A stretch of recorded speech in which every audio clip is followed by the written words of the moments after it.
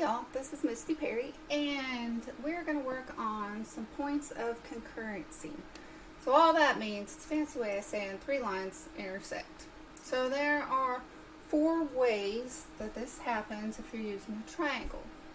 Your circumcenter has to be bisectors of the lines.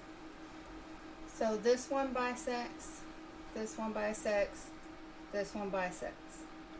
The circumcenter will be equidistant from the angles. Okay?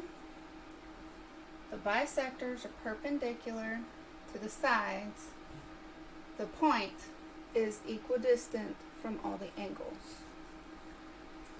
The incenter is the opposite of circumcenter. So the incenter, we're bisecting the angles, and we're measuring from the sides. So the incenter, I bisected the angle, so both of these are equal. I bisected this way, these 2 are equal. I bisected that way, these 2 are equal. This will make the distance from the concurrency point to the side equal. So remember, if we use our perpendicular bisectors, they will be equidistant from the angles. If I use the angle bisectors, they're going to be equidistant from each side.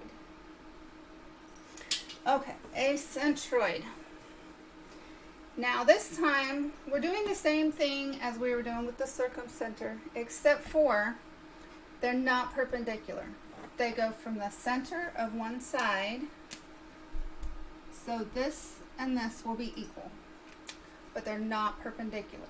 It goes from the center of this side through the opposite angle. This one will go from the center of this side through the opposite angle. Okay? This one, they were perpendicular. They didn't always go through the opposite angle. These are bisectors. They go through the opposite angle. So when you do this, the longer part is going to be 2/3, and the shorter part will be 1/3. So that is from the angle to the center, 2/3. From the center to the line, 1/3. If you look this way, from the angle to the center is 2/3. From the center to the line is 1/3. That's the weird one. So if they don't have the little boxes here, and they go through the angles, they're going to be this 2/3, 1/3 thing.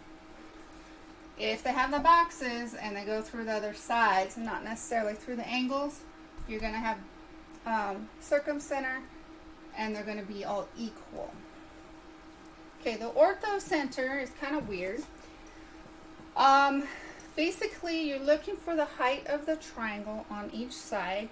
So this is the triangle I started out with. This is an acute triangle, just like the rest of these. So if I figure out the height from this edge, and then I figure out the height from this edge, and I figure out the height from that edge, I get this point. The point is inside the triangle.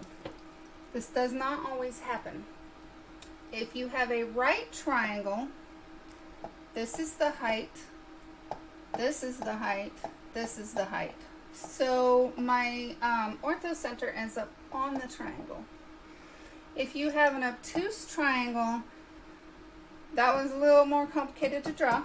But no, if you have an obtuse triangle and you're trying to draw it, your circumcenter should end up outside of the triangle because of this angle. Okay? I'll go through just real quick one more time. So, perpendicular bisectors. So these are the same, but it's perpendicular. Right? These are bisectors. These are the same, but it's perpendicular. It does not go through the point. That makes it circumcenter, and the distance is equal between the dot and the angles. A centroid. They are non-perpendicular bisectors. So they're still bisectors, but they go crooked to go through the other angle. Those are the 2/3, 1/3 ones. The incenter. These are gonna be the angles. You bisect the angles And when you bisect the angles, you make all the lines equal to the sides. I know my picture's beautiful, right?